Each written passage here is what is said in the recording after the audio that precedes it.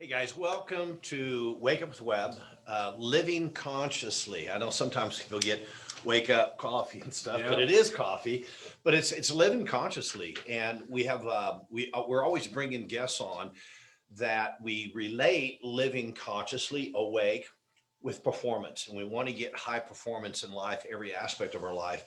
And so, I brought on, obviously, we work with a lot of practitioners, health practitioners, so they come on a lot, but we're also bringing guests of all types of entrepreneurs and so forth. And then occasionally we like to get back to Angel and I and our conversations, which really started, I don't know how long ago, about Yeah, intentional intentional living. living. And we're going to come back to that today. And so hang with us, put your questions out there.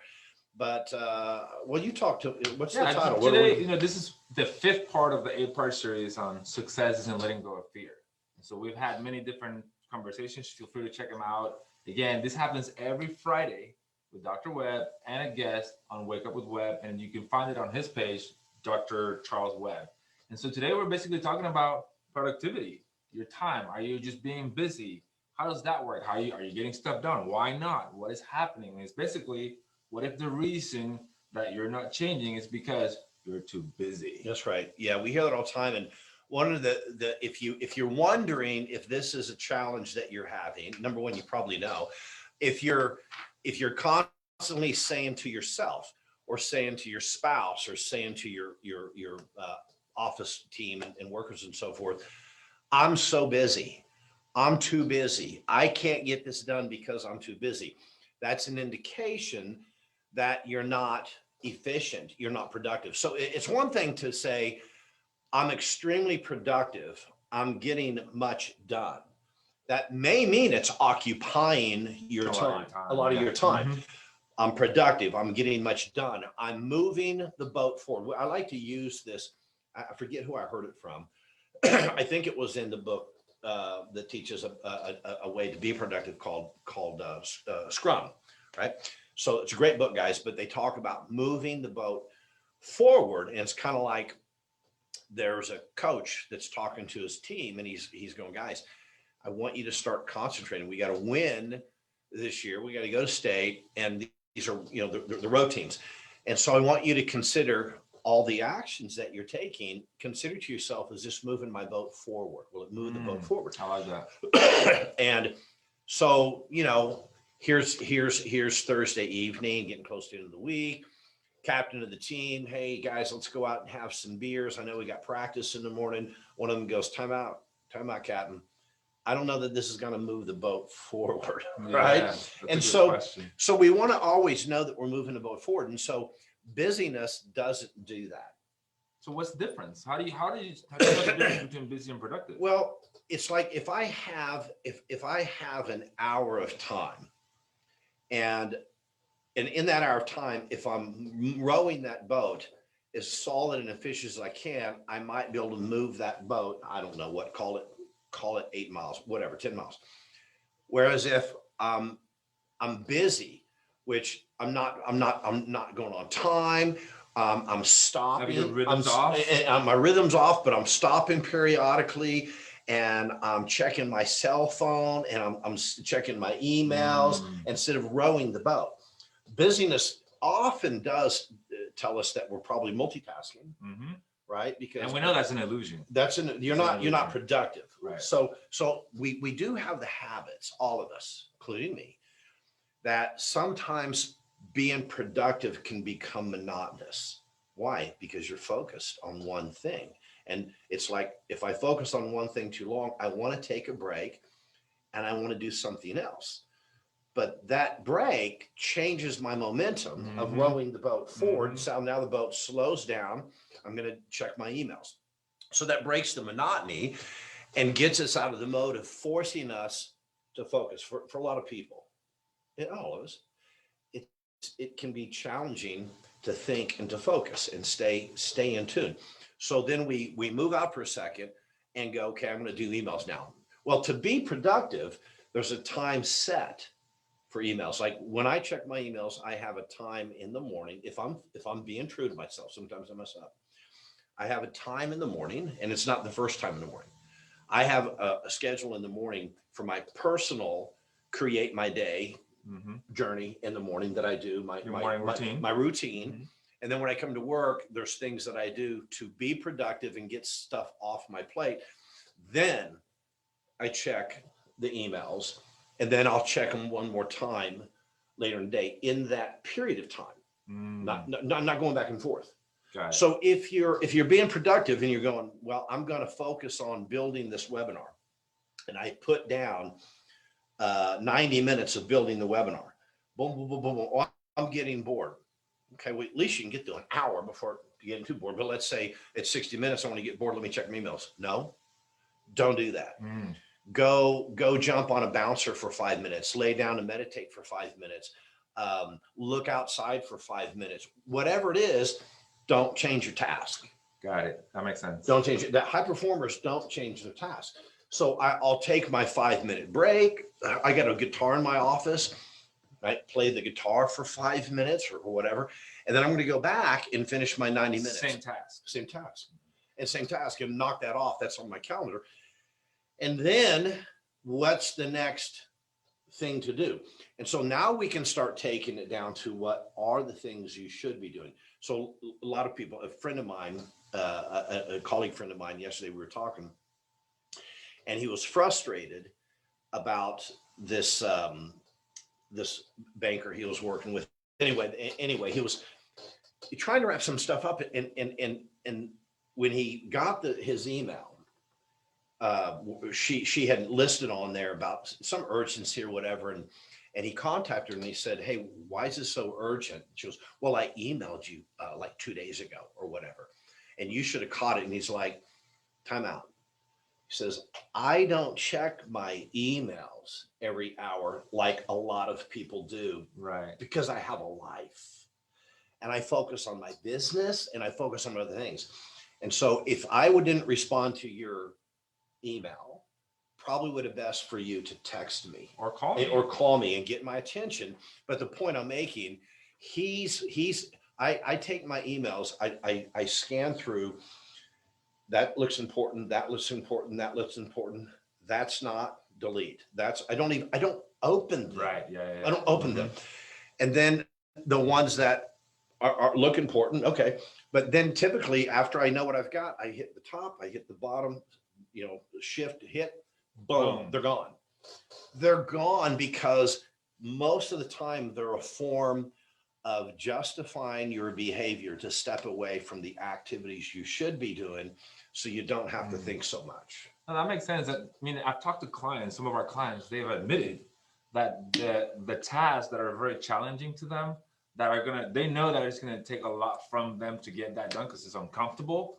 They'd rather do anything else that keeps them busy because at least they're doing something. Well, think about, when you're a kid, or even my son, he's 16, when we're in junior high, high school, even college, we have a tendency to put off the thing that we have to focus on the most.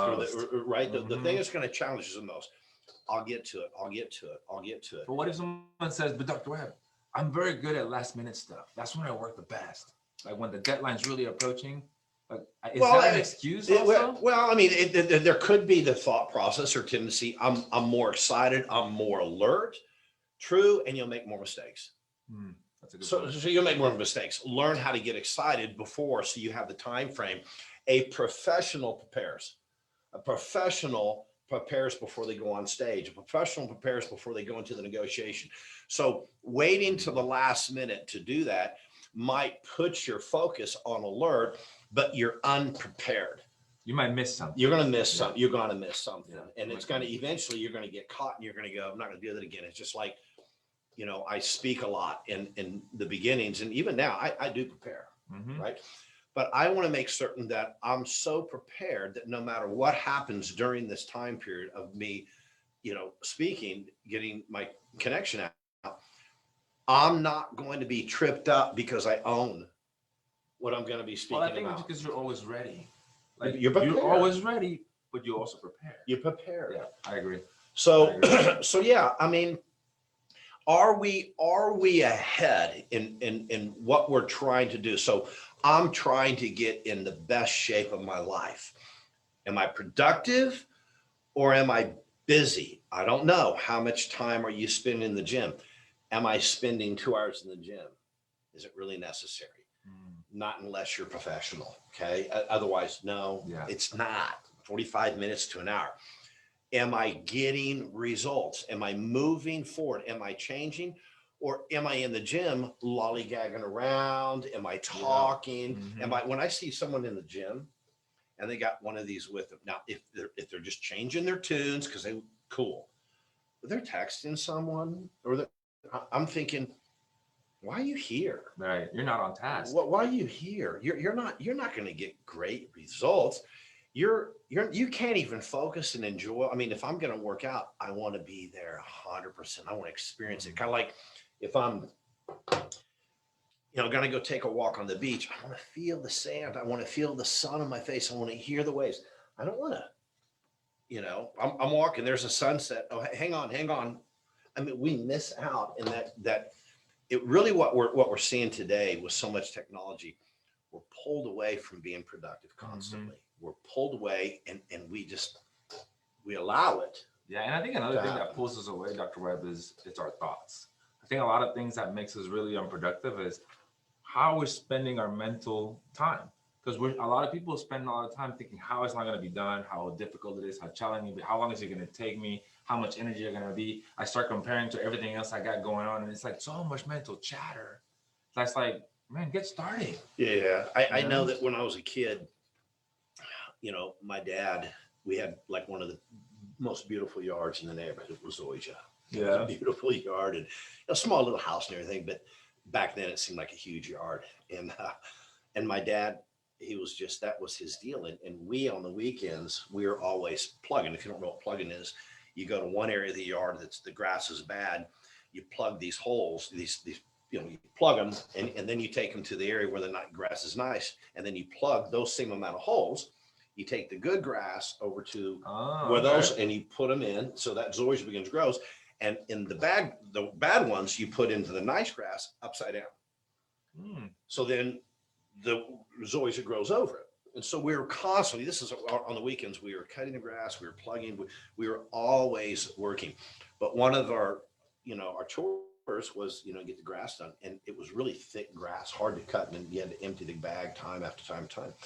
And I always chose the area of the grass that I wanted to cut because I always got up before my brother to get it done. And he waited. And then he complained. And I said, get up before I do and get it done. Because he wanted to just mess around, ride his bike, do whatever. And he waited till the evening to cut the grass. So all day long, it was in the back of his head. I got work to do. Mine was done in the first 2 hours of the day. You get to enjoy the rest of your day. I got to enjoy my day. Plus, I got the best part of the yard to cut, right? Awesome. And I learned lessons from that. I learned that if things need to get done, knock them out right away. Dessert comes after dinner, not before. My brother liked dessert before. And so that actually showed up in many areas of his life. Well, it shows up in all of our lives. And I mean, he's a very successful guy. He's done great. But the point is, there were some of those differences, and I remember that we would fight about it sometimes. And he learned with time, and again, he's done very well in life. But it's just funny how lessons learned early. I guess if there was something uncomfortable for me to do, it was more uncomfortable to leave it than to get it off my plate. And something else we've learned from the book I said Scrum was, take the one task, and that's the only thing you focus on until it's done. And we all have this tendency to, well, I got to get this done. I got to get this done. I got to get this done. And even the way we teach clients is, okay, over the next 90 days, these are the 2 things you're going to focus on. Sometimes 3, usually 2. That's it. Well, what about, no, these 2, master these 2. So that allows us to get productive. Do we have to find the strength and the discipline to stay on task? But what happens is that strength and that discipline begins to really get better and better because we have a return on our investment. We actually can go, oh my God, You're seeing the results. Yeah, my business is growing. Oh my God, I've lost 5% body fat this time. What the heck? You were focused. You did your job. You got in and out. And now, when we're productive, the wasted busy time turns into your time, whatever you want to choose, leisure time, whatever it is. That's what you mean when you say, "Did you earn it?" Did you earn it? Did you earn it? Did you earn it? Yeah, your fun times are much more enjoyable when you've earned them. Again, think back at a time where, like, again, when I was growing up, I didn't get to go out and have fun until I got all my stuff done. And then I got to. Yeah. And so I earned to go out. So I cherished it. Of course. I cherished it. It wasn't just any time that I want. And I want to cherish the time I have when I have date night with my wife. I want to cherish the times when we go vacation. Hey, we really busted our butt over the last 2 months, 3 months, whatever it is. We get to go on a vacation. We earned it. And the time we earned is because we sacrificed correctly. So this many weeks of being productive, we don't lose anything on the week or whatever we're gone, because it's in here. It's in here. It's in here. Yeah, that makes sense. Right. And I think there's something about preparing here as well. Like, are you mentally setting your compass for productivity here first? You have to be aware of it. Yeah. I think most people don't intentionally avoid being productive. I think it's a habit. It's a habit that's been learned in time. And so it's not an intentional thing. It's just more difficult. It's not harder to be productive. It's different. Right? I used to tell my clients, it's not harder to eat right than wrong. It's the same fork and spoon going into your mouth. It's the same. It's not harder. Right. It's just different, and you're not used to it. So, well, it's really hard to eat this way. That's not the correct word. Right. It's not as fun for me to eat this way. That's closer to it. Yeah. I'm not enjoying it. I'd rather have chocolate cake for dinner. Right. Well, it's not going to work out so good. You wouldn't let your kid do that. Why are you doing it? Right. Exactly. So it's different. And then when we develop changes and we get a return on investment, I think most people would agree, hey, Charlie, I'd be happy to bust my butt over the next 3 months doing things this way. It's a challenge for me.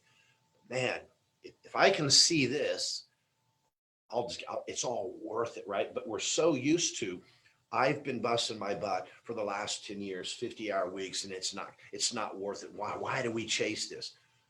Well, you've been busting your butt being busy.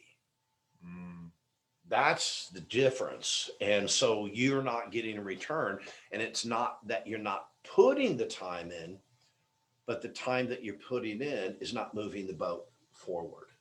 Yeah, like I kind of have, when you were talking about the boat and the rowing team, I kind of envision one guy or one woman in the boat switching from one, like they call the oars, right? From one oar to the next, trying to move forward. You're just like, like it would be better if you just, let me do this too and start moving forward. And when I'm done with this one, I'll move to the next one and I'll move to the next one. But instead of flip-flopping, you're like maybe going in a circle. Yeah. Well, at the best case scenario, you've moved somewhat in this direction, but it took you 20 miles to get here instead of 5 miles because you're it's better to be consistent than moving a lot of parts. I agree. So then it ends up being something like, do you own your schedule or is the schedule owning you? Because I mean, that's really what it boils down to. So we have our clients create their life, right? And we talk about in this creation, what's your business look like, what's your personal look like, your personal health, your family, your relationships. What does your spiritual life look like? What does travel look like? And project that out, paint that canvas. Most people never actually do this for their life. And so they never know, am I on course? And that's being very intentional. Am I on course? If you ask people, are you on course? A lot of them will go, well, no, probably not. Well, tell me what is course. I can't tell you. Then you'll never be on course. Well, they don't even know where they're going. That's what I'm saying. They'll never be on course. Are you going to Fiji? Or are you going to Alaska? I don't know. Right? I don't know. So taking the wherever the time, current takes me. yeah, right, whatever, whatever. Um, so there's no control, right? We're not taking that ownership. But if we paint the canvas of what the life looks like and really don't hold back, we have a tendency to hold back, many of us, the older we get, because we've lost our spirit. We've lost that true hope and faith that we really can get there, because we end up finding our place in this model, the way that we work, whatever, the people that we hang out with, they're not moving either. Maybe a friend here and there. And so we get caught up thinking, forget the dream, let's just get by. Right. And so that goes away. And once we say, let's just get by, the actions will follow, our subconscious will follow our conscious thoughts. And so that's what ends up happening. And so we can actually just get by not being productive. Yeah. But I mean, you got to set the course. If you set the course, then you can go with the flow. Right. But you got to set the flow. You got to set the path. you got to set the path first. Yeah. And then your actions being productive is going to now come in play. So we do it the other way around. We don't say, let me build this business first and it will regulate and conduct my life. No. Dream, see it, see the vision, and then go, now how do I get there? How do I get there? Kind of like, if you're training to be in the best shape of your life, you first, maybe you're looking at pictures in the health magazine or bodybuilding magazine or whatever it is, dance magazine, and you find this woman and you're a 42-year-old female, you've had a couple kids, and you're like, God, if I could only look like this, it would make me feel good. I would feel pretty sexy, and man, it would just having that vitality. Okay, burn that in your head. Is that the person? Put it up, whatever it is. Now you have a course. Okay, what in the world am I going to do? Well, first thing, I'd probably find out what she did, right? But we know there's going to have to be dietary changes. There's going to have to be exercise. We know there's going to be sacrifice in time and in some of the things that we're sticking in our face, right? Yeah. So now we can be productive, but we know we know exactly those things we knew, how we need to do, and that goes on to our schedule because we're talking to our calendar. How do I know what to put on that? So for that vision, that part of create my future, the health part of it, where is it in your calendar to achieve that? If it's not in your calendar to achieve that, it's not going to get achieved, and it's not that important to you. So whatever part, if I want to build on my relationship with my wife, and this is the way that I see it, that I come home every day and we're excited to see each other, and she gives me a kiss, and she's excited, and we talk about each other's day, and she looks fresh and like she hasn't been running off trying to get everything done, and works off the side of me, and we pour a glass of wine, we cook dinner, sun comes down. Okay, how do I get that? Put the time in to do that. What does that mean? It might mean that, number one, I have to schedule some time, unless that's just normal evening, or maybe I want date night to look like something.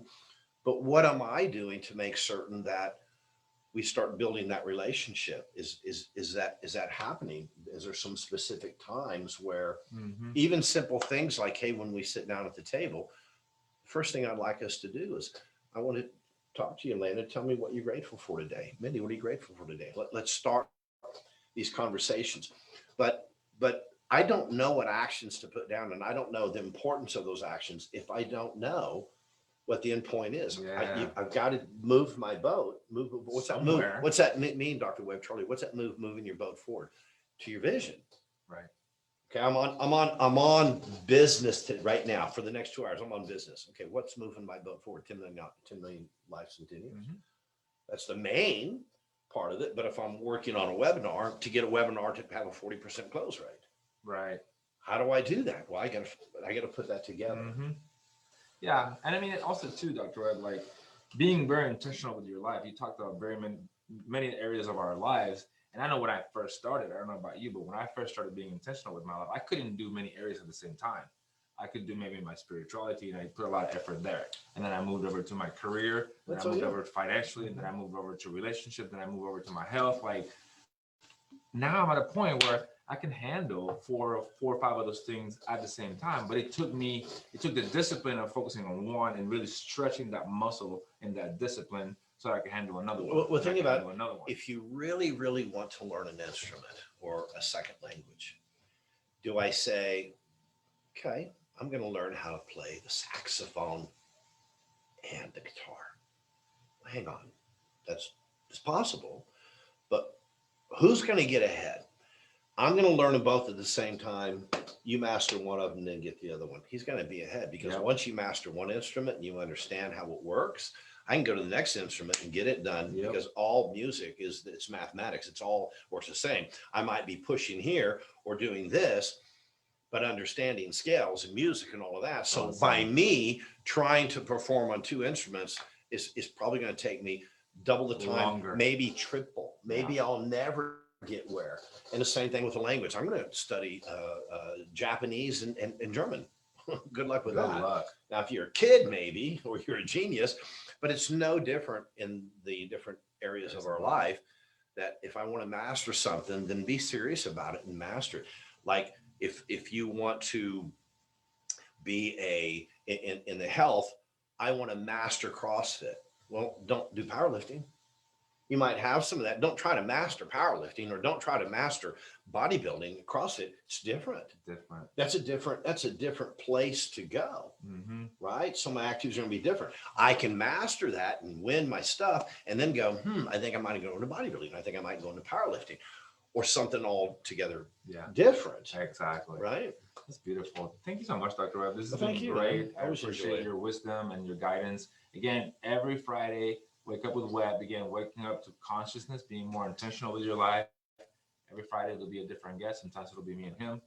12:30. Usually I would 12. We ran behind today, but you guys, living at your highest optimal level is we all have a responsibility to do that. Number one, we're given the gift of life and we shouldn't take it for granted. No. And you have an opportunity to really enjoy life to levels beyond what so many people do because they're not living consciously. And living consciously takes effort, takes work. But let me tell you something. It brings joy, it brings peace, it brings the light into your world. And so work with us. Let us help you with this. Invite people here so we can help you. And it's an ongoing process. I mean, I work on my mind and I know you work on yours all the time. So this is just part of it. Once a week with us, it's just part of it. You should be diving into other things, but let us help you here. And if it's not just for you, sometimes, well, I'm too busy for this. Well, we've already made a mistake. Okay. You've got to put time into investing in yourself. And if not for you, the people that want you to be your best and expect you to be your best, your spouse, your children, people that see you as a leader, you owe it to those people that count on you. So we're here for you. We love you guys. Thank you for taking time out of your day to be here.